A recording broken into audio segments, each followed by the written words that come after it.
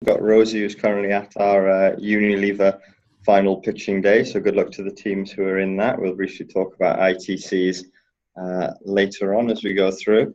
So just looking at the agenda here, we will have a student case study from Enactus Sussex, who were the most improved team last year from our summer action competition, and might seem a little bit early to be talking about summer action, but as we're only 2 weeks away from nationals, 2 weeks, I hope everybody's ready, then we will be going straight in the day after to summer action. So a great opportunity to be thinking about all of the future work that Enactus teams can do, and there's obviously going to be a great deal of momentum off the back of competition, either teams who've done really well or teams who want to go even further. So it's a good time for us to be talking about summer action. We'll just do a little quick update on regionals, just refresh everybody on the teams that have gone through to national competition, teams that have gone through to the Development League, our new Commercial League.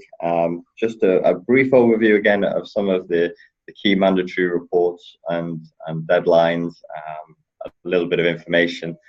We had last week's session, which was dedicated to National Expo in its entirety, which you can go and view again on the Resource Centre, but we'll just cover some of the key issues, the key things for now. Talk about the UA Summit very briefly, and then Bonnie, I'm not sure if there's anything you want to mention when we talk about the UA Summit, and then we'll just end up with news, updates, and information on the ITC finalists.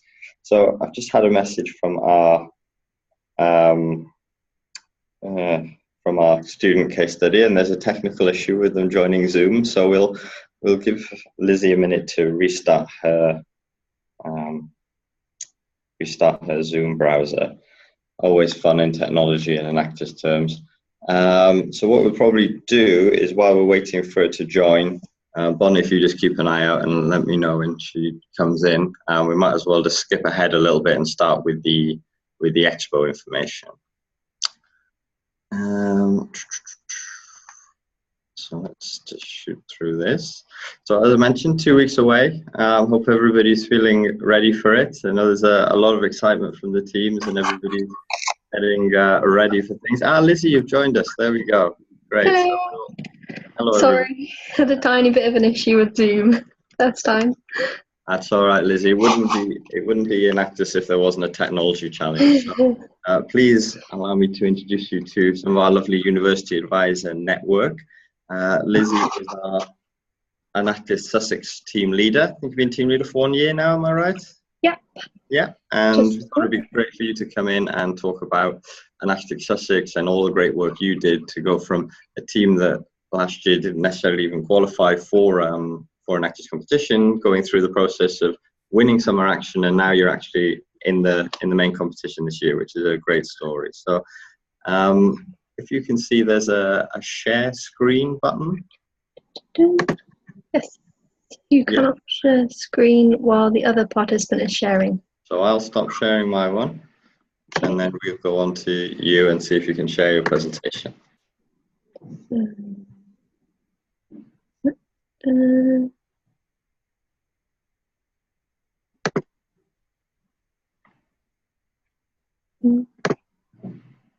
Cool. Yeah. Tried to open it in the desktop, it didn't work. There we go. So. Right. So we'll let you go through everything, and then at the end we'll have a little bit for any questions from any of the network that are interested. But I'll go on mute now and leave you to it. Absolutely. Hi everyone. Callum said my name's Lizzie. It's really nice to meet you all. So we won the Most Improved Summer Action team this year, which was a pretty big step for us because we didn't even really have any projects or any support network or anything. I think in Enactus, teams kind of go up and they go down and up and down, depending on who you've got at the time, which is one of the issues with turnover, which is why summer action's quite important, I think, or very important. So what is summer action? So summer action basically starts the day after nationals ends. Nationals is kind of the cut-off point for the Enactus year. So anything that happens after then can count towards your summer action. So while university's still going on and all your lecturers are still around and all the teams still around, they can get started, which I think is it's a really good time to get started on summer action because everyone's actually still there. No one's on holiday, no one's at summer jobs.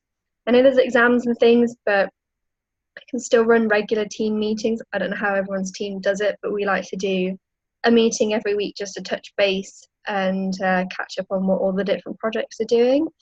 So yeah, I put there, it's a really good way for a new committee to find their feet and understand what Enactus is and your student union and get to know your support network.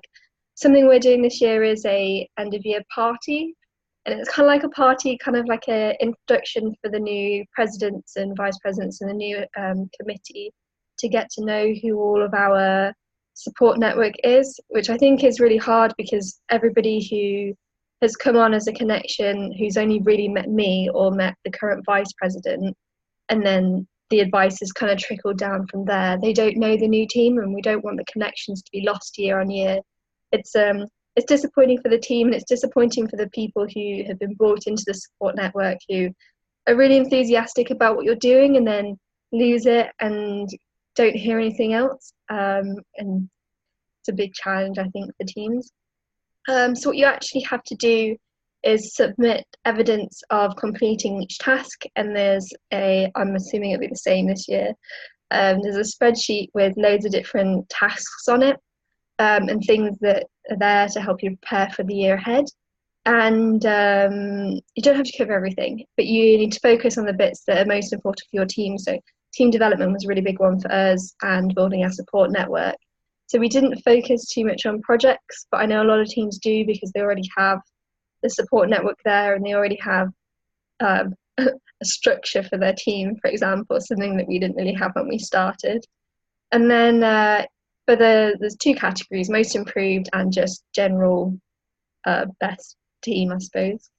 And they get shortlisted to 3 teams, so they do a 5-minute video of everything they've done over the summer. Ours wasn't super fancy. None of us in the team had done videos before. I know it's something a lot of teams do for competition, and they're really impressive videos and really impressive AV. And we'd never done it before. We had nobody who knew how to use video editing software. So it was a bit, not the best editing and video, but I think it matters most what your content is rather than making it super flashy. Manchester's this year, if you've seen it, who won the other category, was very interactive and lots of things moving around. But we had to learn how to use Adobe Pro just to make ours. So it doesn't matter if it's not super flashy for a team winning the most improved category, I think. So the first section is team development. I put it first because it was the most important for us this year. So making a team structure, thinking about all your recruitment activities, freshers and everything else you do. Your team marketing. So a lot of teams will probably have team marketing already, or a marketing group who focuses just on your awareness around campus and making materials and stuff, and the admin and training. And training, I think, is one of the important ones when you're a team starting from basically scratch, especially if you're recruiting a lot of new people. I think we had 3 or 4 members who'd been to an Enactus competition starting this year. So it meant that everybody who hadn't done any training was basically starting from scratch, and we had to put in a lot of work this year to put together training programs for them so that they kind of could do it without constantly relying on the 4 people who'd done any Enactus training. So this is about what we did. Kind of started already. Recruitment, obviously you have to start prepping for recruitment during summer anyway. It's the first week of term in September.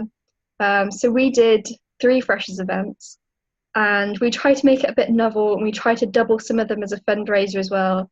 So we did Freshers Fest, which is the festival that they do on campus, and we had a stall, and what we did is we got these giant inflatable cactuses that are now known as the Enactus cactus, and we got big rings and did a ring toss game, and anyone who won a plastic fish in a bag. It was a sort of fairground type game. But things that make it a lot easier is having having all your flyers pre-printed, having all your sign-up sheets pre-printed. There's nothing worse than running around last minute and trying to print something that you need for 5 minutes time, and campus is super busy, full of freshers wandering around having no idea what they're doing. So we did 3 events during Freshers Week, and we did lots of lecture shout-outs. And I think lecture shout-outs are by far the best recruitment activity we did. So when people ask me what the president does in Enactus, I kind of spend a lot of time pitching to other people about Enactus so that they understand what we're doing. So if you have someone in your team who is good at public speaking and who can get it down into 2 minutes and sort of elevator pitch what Enactus is in a sort of compelling way, lecture shout-outs are definitely the best thing to do. We also ran Facebook ads and hit about 4,000 people. I know this isn't something loads of people know how to do, but if you have someone on the team that knows how to use Facebook ads, or you can help them with that, that's really, really useful. And yeah, again, team structure and training. We tried to sort of make a plan of what training we wanted to do. And during the first couple of weeks, we connected with a lot of different lecturers who were really excited about what we were doing in different fields, and tried to arrange different training sessions where they could come in and give us an expert session on PR marketing or basic accounting, because at the end of the day, as students, we don't really know what we're doing, and that's something our UA was really useful for, because he could connect us with different people across campus that he knew would be interested not just in helping the students but in social enterprise. So they've been really good contacts for training, really. So yeah, this is the Enactus cactus. You can see in some of these pictures. Our Freshers' Fair was absolutely soaking wet. There was about 5 minutes of sunshine, so our stand does not look very exciting. I'm really sorry about that, because everything was soaking wet underneath the table. But what we had on our Freshers' Fair stand, we had this pin board that said, how would you like to change the world? And got people to write down things that they wanted to change the world. And I think the people who wrote serious things genuinely saw it as a way to connect with Enactus. And a lot of them did join, actually, which is really nice. So the next element is your support network. So these are the 4 categories on the spreadsheet when you get the scoring sheet for about summer action. And it's all about a lot of planning for the year ahead, planning your BA network and planning your BA meetings. And you can, at this time of year as well, just after nationals, they start, Enactus starts talking to the teams about what gaps you have in your official BA network and what they can do to work with the support network for that. As a new president, what I think was really hard was that we didn't know what we didn't know. So we didn't exactly know what help we needed until we got to a roadblock and went, oh, we could really do with somebody that knows this. So we recruited BA through the CRE network, but we also then started just talking to people in the community. And as a UA, I don't know how many of you are involved in social enterprise in the wider community, but we've had lecturers who've been working in social enterprise in general in Brighton. It's a really big social enterprise hub, so it's actually been quite, oh dear, my connection is unstable.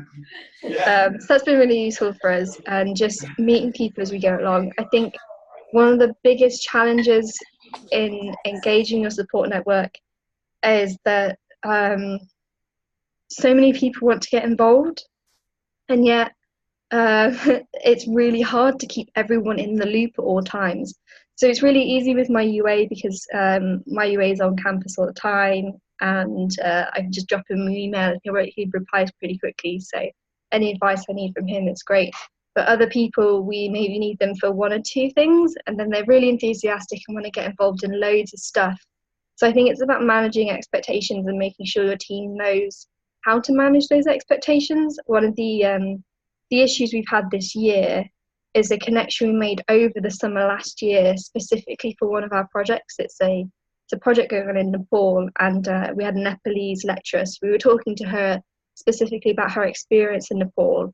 And she's been quite difficult to manage because she wants to be really involved, but actually her expertise isn't useful to that project now that we've been out to Nepal and seen the actual situation ourselves. But she still wants to be involved, so we have to try and carefully manage the relationship so that she doesn't get disheartened or disappointed with us.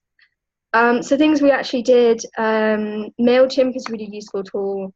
So we templated all of our emails that were going to go out for the year for our BAs, for our freshers, for everything we did, ready up in MailChimp. So all we had to do is input the data not the data, the actual content, and that was fine. And something else we thought about for our support network, just the bottom point there, is that we didn't just look at official BAs. Some of the most useful people to us this year haven't been part of our official BA network, but the student experience teams we connected with pretty early on, who helped us out a lot with recruitment and different things like that. And again, that's a connection that our UA sort of gave to us and was like, these people are great, come meet them. And we had a bit of a meeting, which was really nice and networked. And so the next, this is our team. So there's about 50 of us now, but getting everyone together in a room is really hard. So this is all of our team with Mark, our UA. Finance, I know a lot of teams struggle with finance and cash flow, and you had a lot of information at leadership training about this. So these are the main elements to it: financial handover, financial review, commercial projects, fundraising, university funding, and grant writing. So this year, we hadn't really done any fundraising up until we took over after nationals. So what we focused on was grants, really, because it's the easiest way to get the largest amount of money. And at leadership training, they gave us a whole document of potential grants that aren't through the Enactus network, but other grants. But also the ITCs are released quite early, or at least the information for the ITCs are released early enough that you can look at them and think, how do these fit my project and what do I need to know for it? Because, for example, with our projects, we started brand new and then realised when we did some of the ITCs that we had to have a bunch of documentation that we hadn't thought about. So one of the questions is about your wider needs and wants assessment or your entrepreneurial solution. And at the point at which we applied for our first ITC, we had our wider needs assessment, but that's all we'd really done. And then we realised that we had to come up with a solution, even though we hadn't really done our on-the-ground needs assessment yet. So it's making sure you have all the paperwork for the ITCs is really important. And fundraising over the summer, it doesn't have to be anything really complicated, especially because no one's in the same place. Barely anyone's going to be in the same city. But we have collection pots that we had in the co-op and campus, so they just collected the money for us over the summer, and that is absolutely the easiest way of making money ever, in my opinion. And yeah, I think something that you can do as a UA to help with that is about grants in the university. So come July, when I guess there's probably not going to be loads of students around, but we applied for a grant and got £7,000 from our university on that, which is really lucky, but it's obviously money that's kind of left over in the pot at the end of the year and needed to be spent. So if you know about what's going on campus and what money is available, that's really useful. Yeah, so we spent that £7,000 going to Nepal this year on 2 trips. So this is just some pictures in Nepal. And the final section is projects, and these are the 4 categories on the score sheet: working remotely, identifying people and performing needs and wants assessment checklists, creating and implementing a solution, and impact measurements and sustainable evaluation. So it's basically about making sure you have the correct documentation for it. And I think this is probably one of the most useful things you can do. But when your team then hands over at the end of next year, making sure you have not the correct documentation, but documentation that is thorough enough that when the new team takes over, they can think, oh, we haven't needed that for a while, we need it now. And then they can go back and sort of look in what you've already done and say, we know who that person is, or we know what's going on exactly. So we didn't really focus on projects because we started from new. So we started an international project and a commercial project in conjunction with each other.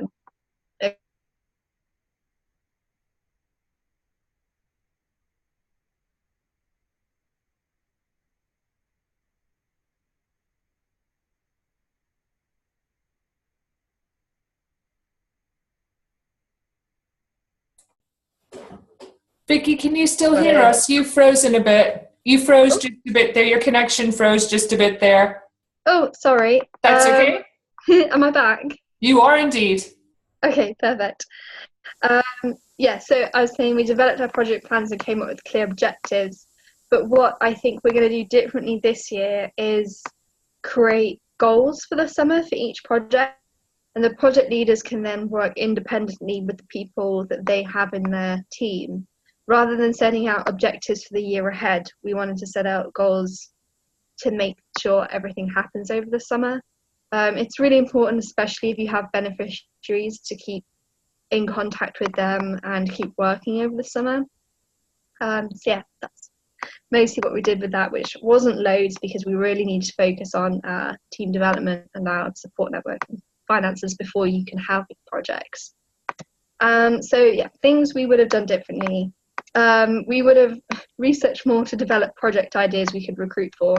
So this is an interesting point because obviously we had, I think, 6 people in total when we started out after nationals, and we grew a little bit before summer while we could still recruit with people on campus, and each of them sort of started their own project. But the more projects you have, the more people you can recruit for, which sounds counterproductive because you don't want so many projects that you don't have enough people in each project. But if you make them simple and start in a way that you don't have to have 15 people in a project. So one of ours that we started over the summer was a recycled jewelry project. So we only needed, realistically, we only need 3 people to run the project in general. And it's a commercial project, but we could grow it with more people and start working it as a social enterprise as well. So developing a project plan where you can have something commercial and really simple that also then can apply to a needs group, I think is really useful if you're developing commercial projects or developing new projects over the summer, just in case you don't quite get as many people as you wanted at recruitment. Used our support network more. So when I first started as president, my UA said to me, I have maybe an hour a week that I can give to you guys. And I was like, oh gosh, okay, so I've only got 12 hours a week and it doesn't sound like a lot of time. And I was a bit worried that I was going to waste that time. So I don't think over the summer I used it as much as I probably could have done, especially because our UAs are teaching staff and over summer they are generally less busy. I know not all staff are less busy over the summer, but my alumni advisor as well, I didn't know how much I could use my alumni advisor or how much I could use my program manager because it was all very new to us. So knowing exactly how much you can ask them for, so let your team know exactly how much time you have for them, and I'm sure they'd really appreciate that. Training program, like I said earlier, we tried to get lecturers involved in doing training programs for us, but then we obviously missed out things that were important to Enactus, like how to do a needs and wants assessment or how to talk to beneficiaries in a sort of professional way. And I think things that we learnt at leadership training, but we didn't necessarily think to pass on to our team. I think this is something that UAs can really help with, especially if you're a member of teaching staff, because your committee probably haven't really done a lot of standing up and talking in front of people, and they probably haven't done a lot of teaching either. So helping them to develop engaging classes in a way. I mean, they don't have to be classes. We just did 5 to 10 minutes sometimes when you realised that people needed to know this stuff. But they weren't really the best. They weren't the best delivered. I think developing a training program is going to be something we work on a lot more this summer, or the team will, because I'll be gone. Getting people involved as possible. This is one of the biggest challenges. I think I was working over the summer I had people in different countries, people on holiday half the time, people traveling. So it's hard getting people engaged for the whole amount of time, and also knowing what's the best communication schedule. So I think what we'll do this year is decide on the communication schedule before the summer started, decide who's doing the tasks, because it ended up being me and one other person doing almost all the tasks for summer action, just so that we could, in a way, tick the boxes. I know it's not about ticking the boxes, but the things that we really focused on, we did in depth, and then the rest we just tried to make sure we'd thought about it, which helped us prepare for the rest of the year. But you don't have to think too in-depthly about everything, I don't think. So we talked a lot over Skype, and we talked a lot over Facebook. I'm not really sure how teams organise anything without Facebook. I wish that we could use things like Slack and Asana, but realistically, if everyone's looking at Facebook all day, every day, it's the easiest way to organise teams from my perspective. So yeah, I think I'd get as many people involved as possible and decide who's going to be doing what and by what deadline before we all disappear and aren't really around to see each other. That's probably a big piece of advice from me.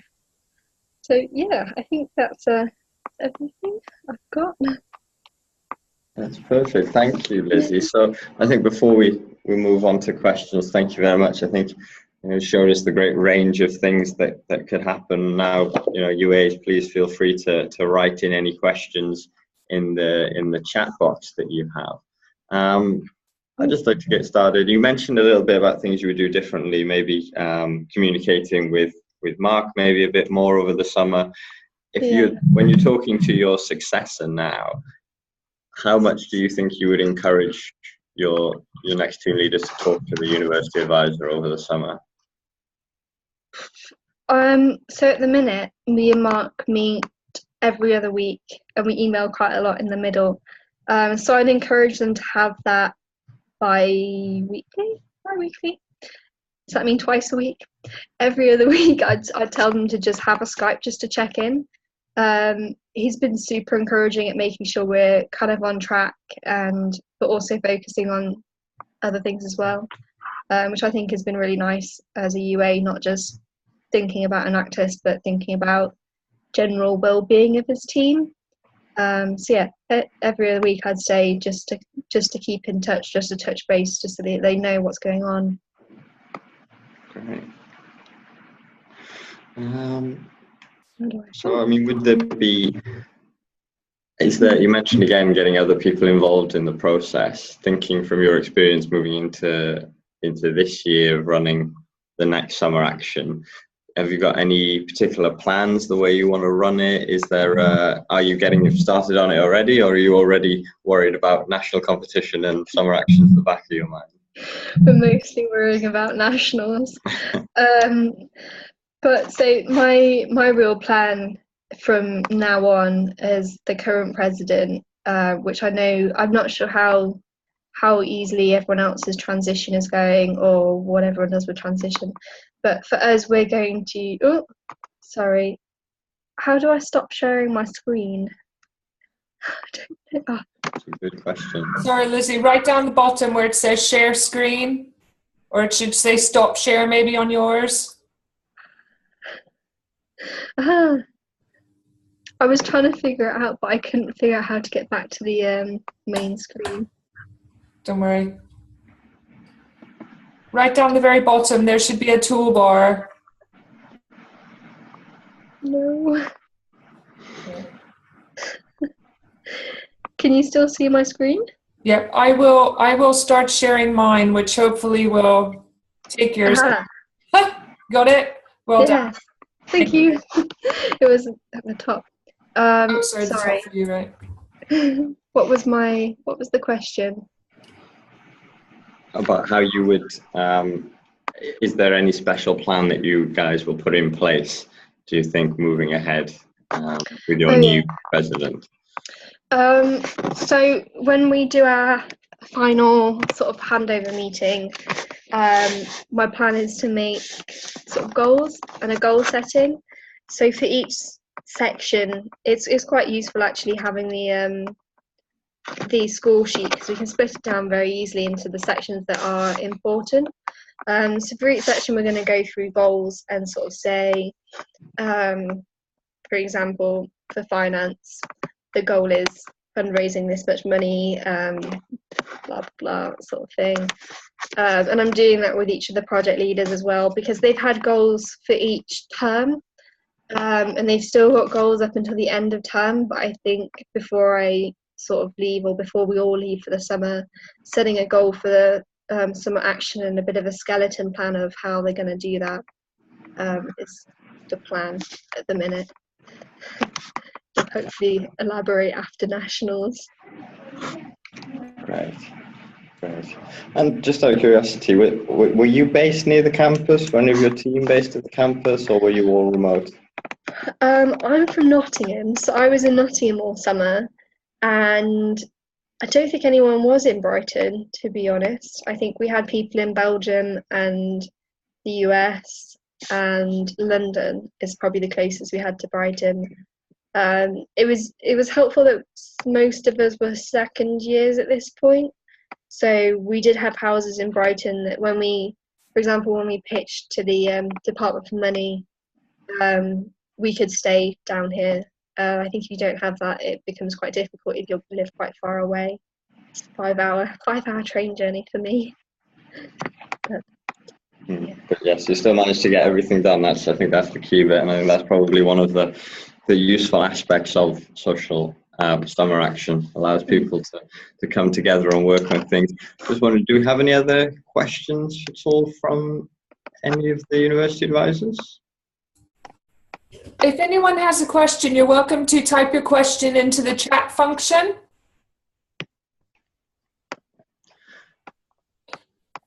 Maybe while we're just waiting, just a note to everybody that I would encourage everyone to go on to the Enactus UK YouTube, and you'll actually see not only Lizzie's winning Sussex video, which I'm sure you want everyone to watch, Lizzie, but also the finalists of all the competitors in it. So that's the 3 teams for Summer Action Champion and the 3 teams for Most Improved. And it's not only a recognition point, there's also a trophy involved and a financial award associated to the competition. So definitely something worth getting members involved in. I think it's when we look at new team leaders coming in, new presidents coming in, or new project teams who want to make a mark and perhaps aren't quite sure of what they should be focused on or what their objectives are.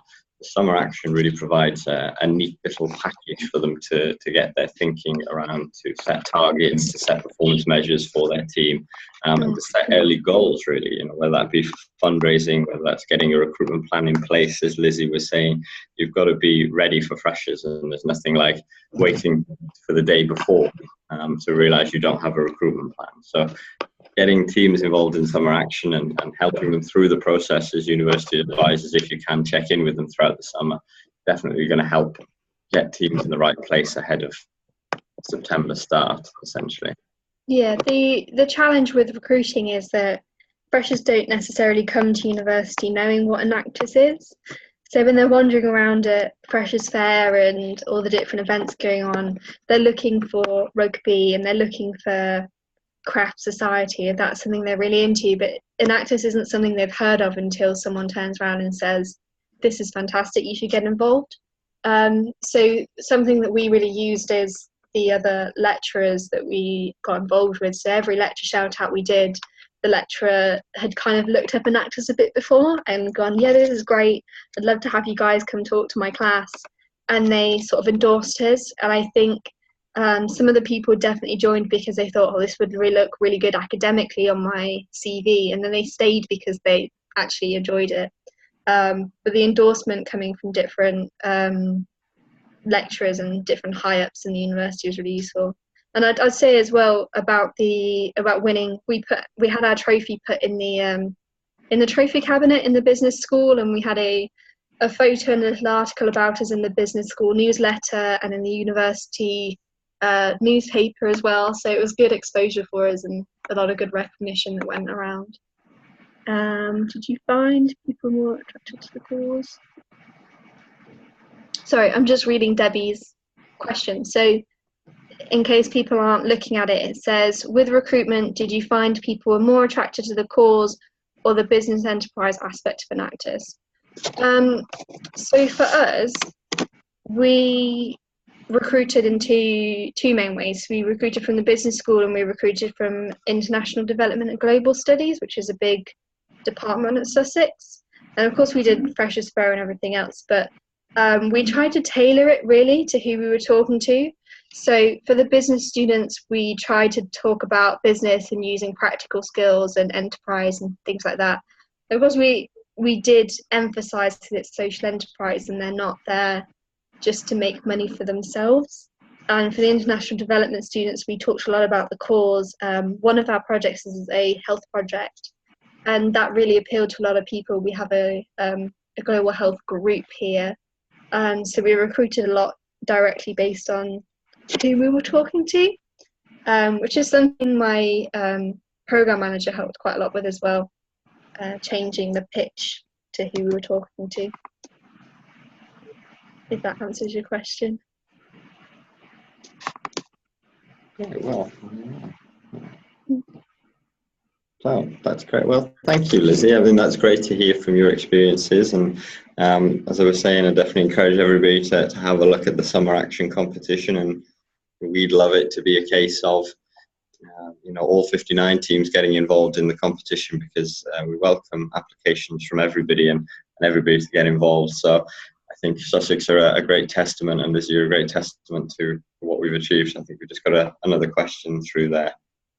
Yeah, so you mentioned getting informal advice from people not within the BA network. Any tips for achieving this? So a lot of the people that we connected with this year came through our UA. Mark sort of just tells anybody what Enactus is, and if they're interested and they're kind of a useful person to us, he sets up a meeting, which is, obviously quite difficult if you're in a specific area on campus, you're not in the business school or a school that'd be useful. But I mean, a lot of it also came through our alumni network. So not specifically the Enactus alumni network, but when I took over as president, I had a lot of the past presidents or past team members who'd been in it 3, 4, 5 years ago get in touch and say, hi, it's really nice to see the new president.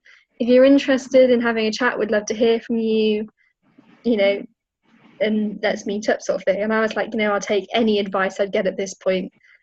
We didn't really have a past president to fall back on, so I took advice off literally anybody who would give it to me. And one of them just so happened to be involved in ethical fashion in the Brighton area, and ran a whole group and a whole network of ethical fashion makers, and that really connected in nicely to our recycled jewellery project. And another one just so happened to run or work for a social enterprise that helps other social enterprises, and through that we got a whole into sort of training days and socials with other social enterprise runners and funders in the local community, and support networks who help social enterprises. So I think just tapping into your alumni, I think one of the things that is a challenge is that often the new team doesn't like to have the old team down their back. They like to make their own mark on it, and I think it's hard to sort of turn around and be very close to it. From my perspective as well, I don't want to be micromanaging the team next year when I'm not involved. I'm not even going to be at the university, but I've said to them, anything you need advice on, just let us know. And so we've tried to establish a group as well, like a group on Facebook, which has basically any alumni who'd still like to be involved, that think that they could really be useful to the team. They can be on that group, and then if they want advice, they can ask for advice, and they've got a whole network of people who know what Enactus is all about, and with their own further experience in the real world as well. Great. Kind of went off on a tangent, but That's great. Well, again, thank you, Lizzie. I think we'll wrap it up for the summer action bit of our UA webinar, but we appreciate hearing all of your thoughts on it. Best of luck for the competition. Thank you. Good luck to everyone else's teams. Nice. That's great. Thank you, Lizzie. How do I? That's the next challenge.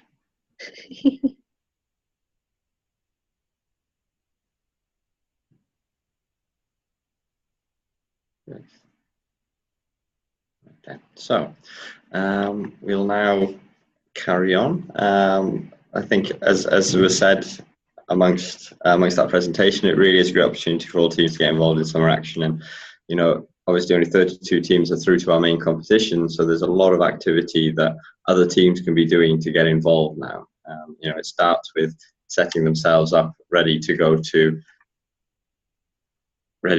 nationals, and actually they can be planning alongside that now. What do they want to do? What do they want to get achieved by September? How do they want to go for the summer action competition? Setting themselves that target. It's not always about winning that competition. It's about getting involved, the necessary steps to be ready come September launch. So a good opportunity, and something we'll talk through. Lizzie briefly mentioned leadership training as well, which will be happening in June.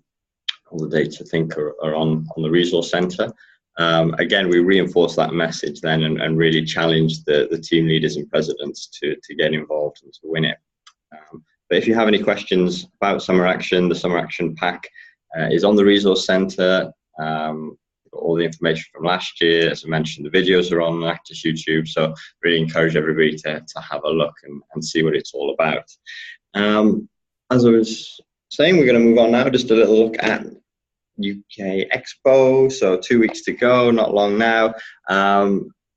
Congratulations to all of the teams that got through. Hopefully you will know now whether your team has made it through or not. And also last week we sent through whether your team is presenting in a morning time slot or in an afternoon time slot. If you have any other questions about Expo, anything that's related to the competition itself or to any of the seeding or the agenda or anything that's happening, please feel free to drop me or Rosie a line and we'd be happy to walk through it. I think on the side here, one new development that we've introduced this year, and we've been talking about it a lot in the past, is a development league. So there are 4 teams, and I think we have Larry on the line from Bangor, so we've got somebody here that's representing the development league, but a great little competition that recognises the step between being a rookie team and being a team at full impact and competing in our main competition. So lots of different exciting opportunities for teams to get involved, hopefully something to motivate all of the teams, but this is just a quick slide to show you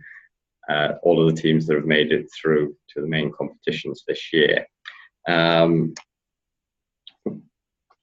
Moving forward, there we go. So we'd be glad to know, and I think the teams will be glad to know as well, that most of the deadlines and important dates have passed now. So on the Friday, I think there was a little bit of chasing going on for some of the teams who perhaps hadn't filled in all their mandatory reports, but we are pretty much there now from all teams. So just to flag the really important ones, we've reopened the deadline for one more day for the student registration to National Expo. So we realize that not all of the students managed to get the registration in on Friday. We do want as many students there as possible from the whole range of teams. We'd love to see each and every team represented there. We'll also have new universities who will be joining the program next year attending.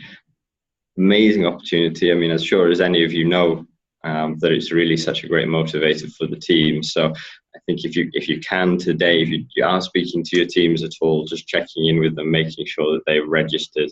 My program team will be reaching out today as well and contacting any teams that haven't registered, but just so you're aware, that deadline has been extended to the end of today. For university advisors, I believe the link has been reopened. The deadline was also Friday, but I know we reopened it for the weekend just so we could get a few more in. If you find that the university advisor link has closed, please just drop me a line or Holly or Rosie a line, and we will get you registered for Expo, because we'd love to have as many university advisors there as possible. And just to flag the other 2 things that are coming up, pre-audit. So teams were advised to submit pre-audit documentations on the Friday. There have been previous webinars on pre-audit, so I'm not going to labour on it and go into the process, but any team claiming any impact at national competition must submit evidence approve to claim that impact at nationals. All teams will have the verdict by Wednesday, so you'll be included in any of those emails. Just to tell you the findings of the report, it might be requesting more evidence from teams. It might be clarification on the level of impact achieved, but your program manager will be in contact with you by the Wednesday to discuss that. And just the final one on that page, the additional reports. So again, this is kind of some of those areas where teams can quite easily slip up on and forget. There's obviously an awful lot of reports, and we are appreciative of that. These are the final ones that are really important for them to bring along. So there's a project verification form. These should all be in soft copy on a USB stick that's left with Enactus UK. So they'll hand that in at registration. Project verification form, which requires 3 signatures: team leader, yourselves as university advisors, and university administrator. They need to bring a soft copy of their annual report, 8 hard copies of their annual report, and their script and AV presentation. For the annual reports, soft copy and the hard copy, they should have 3 signatures on them again: president, university advisor, and university administrator. Pre-audit, I pretty much talked about it, but just so that you're aware, anything that we might come back and ask the teams for clarification on, it might be because they haven't submitted detailed evidence or enough evidence for us to be able to say, yes, this impact occurred. So things like needs assessments, things like MOUs with partners, things like project partners testimonials or beneficiary testimonials, anything that backs up the evidence that they're being claimed in regionals and they look forward to claiming at nationals. And again, that should have your signature on it. So if your team has impact and they are competing at national competition, you should have seen the pre-audit form. If you haven't, please do flag that with me or one of your program managers, and we'd be happy to talk that through with you. National Expo, again, Rose just wanted to highlight some of the things, some of the challenges that might come up, or some of the things that will happen at the event. So as you as a university advisor, I think mandatory reports is one that comes up a lot with us. We tend to see every year a few teams who will turn up without the right signatures, and a lot of the time it's just because it's been the last thing on their mind, or they might have forgotten to ask you. So this is just to keep it in the forefront of your mind that anything that the teams are presenting, like a project verification form, an annual report, the pre-audit form, these types of things, we ask that you have sign off on that, so you're involved in the process and so you're aware of what's happening. So at registration, we wouldn't let somebody register if they didn't have the 3 signatures without first speaking to you if your signature was missing, or if the signature of a university administrator was missing.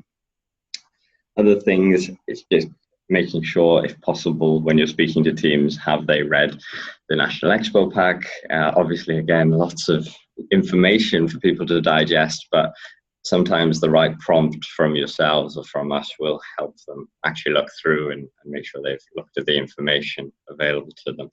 I'm not going to go too much into depth in this. This is in the information pack and as part of the process. So I think if anything on there you're concerned about or anything that you're not too sure of, the messaging is please always reach out to us and we'd be happy to discuss any of it in further detail with you.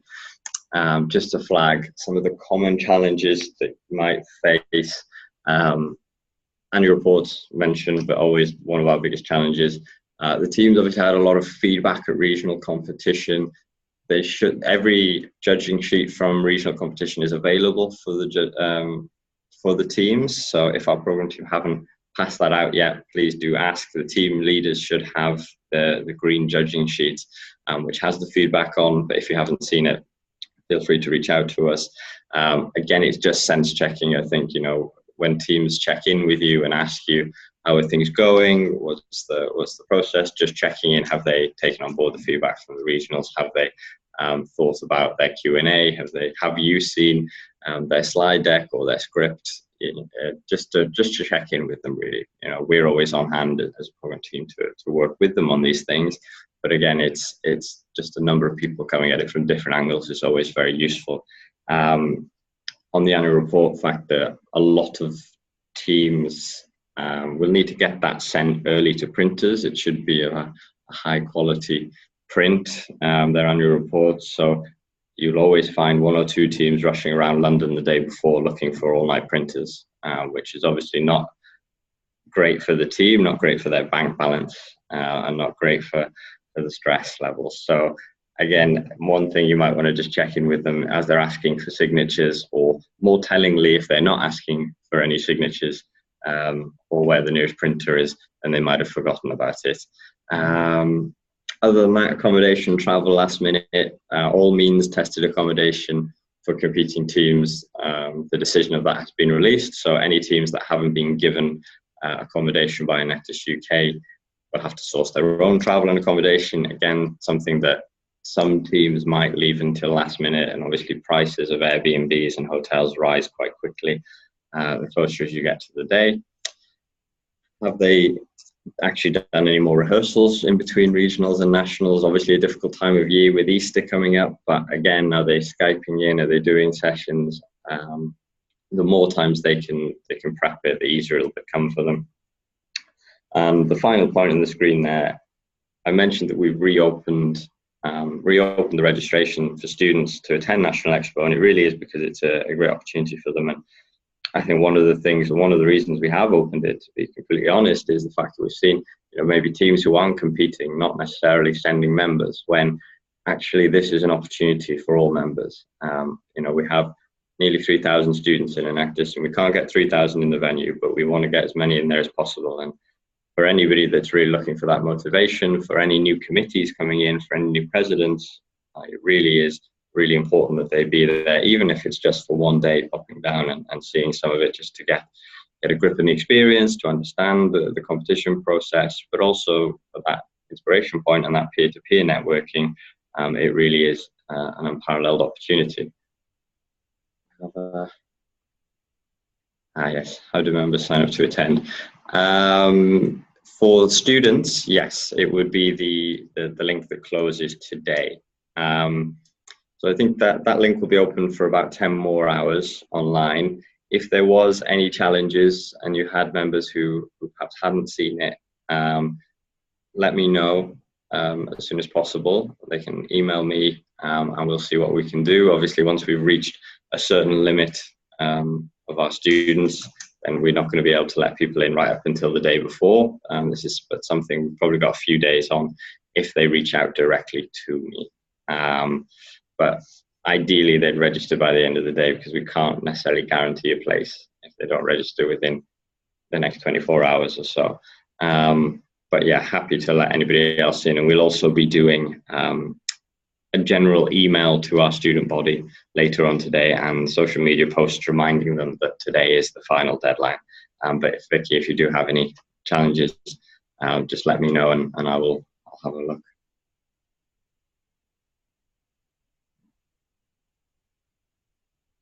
Lowry, for the Development League, yes, so registration is open most of the day, so they won't need to arrive for 9 a.m. Registration is open all day, and they can register towards the afternoon session in time for the Development League.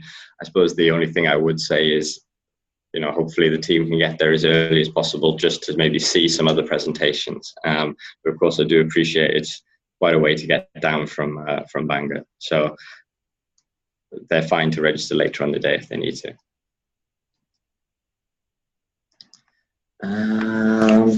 So yeah, those are the kind of the common challenges for it. So yes, Vicky, there has been feedback from regionals.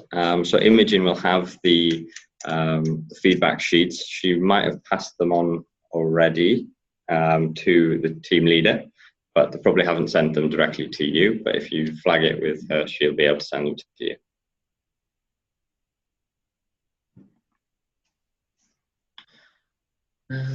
Yes, and I just wanted to, I know quickly running out of time, we've only got 5 minutes left. So just to mention the UA Networking Summit that will be happening on the Monday from 3 to 4.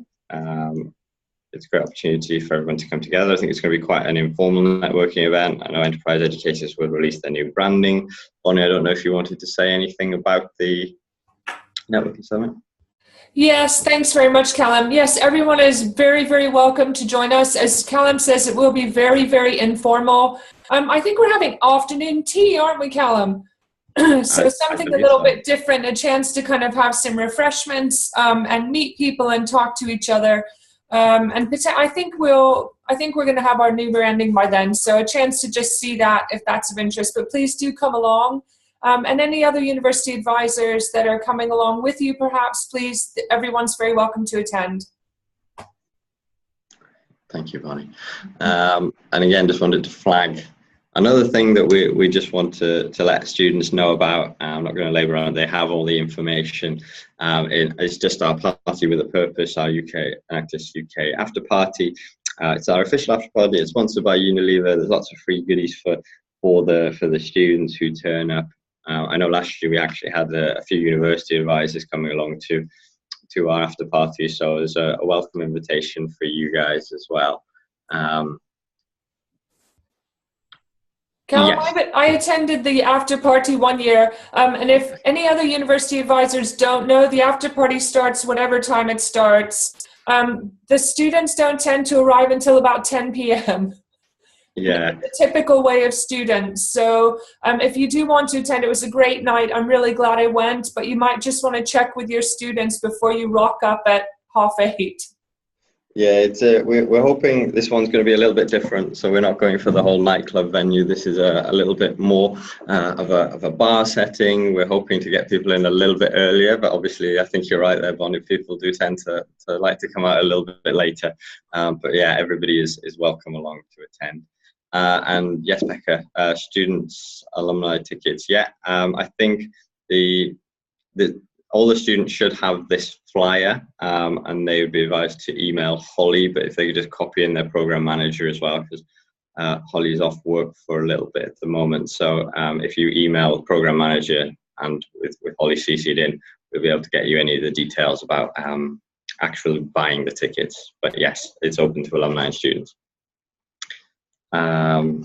And then I was very quickly going to go through ITCs, but we only have a couple of minutes, so I'm really not going to get too stuck on it. But congratulations to Enactus Lancaster, Glasgow and Edinburgh, who were pitching at ASDA offices last week for that ITC. That's been announced at Rosie is today at Unilever, where the winning teams will be announced later on today. I'm sure she'll update us all when that's happened.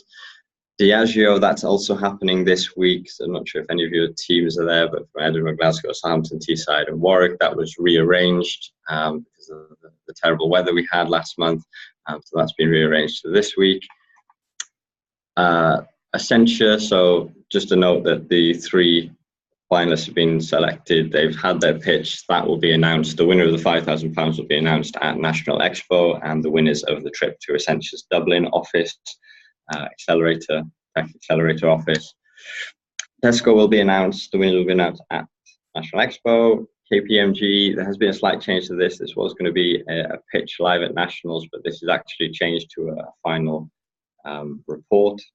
So if you're from Manchester, QB or Warwick, there's a slight change there, but it'll still be announced soon after a final impact report. Kelly OCG, again, something that's happening at Nationals. So first time that we ever had a individual student grant. So there'll be one winner who will get an education stipend of a small amount to help pay for their for any education that they're interested in doing. So great to see that one. That will be live at Nationals. EY, so for Hertfordshire, Edinburgh, DCU, there will be a final pitch round again at National Expo. So some of the pitch pods that were very successful last year, we'll be running those again. This is just to show you who's there, if it's any of your teams. The Enterprise Rent-A-Car, again, lots of teams on this one, but I realise we're at 1:59, so I'm going to move on. Wilco, same, that will be a pitch pod for Glasgow, Leicester, Royal Holloway, they'll be the first finalists in our new commercial challenge, which will be at Expo on the second day, which we'd love everybody to come along and watch and support those teams, something we're going to build year in, year out. And then finally, the water race, something that's open now for teams to apply for. Deadline's 30th of April. Any team with a water project or a sanitation project can apply for up to £20,000 scaling funding, technology mentorship, and a World Cup travel stipend. And that's all online at Enactus Races. So if you Google that, the teams can get involved now and start getting their applications in. But that was pretty much it. Just on time, just about. But if anybody has any other questions, please do flag them in the chat and I'd be happy to answer.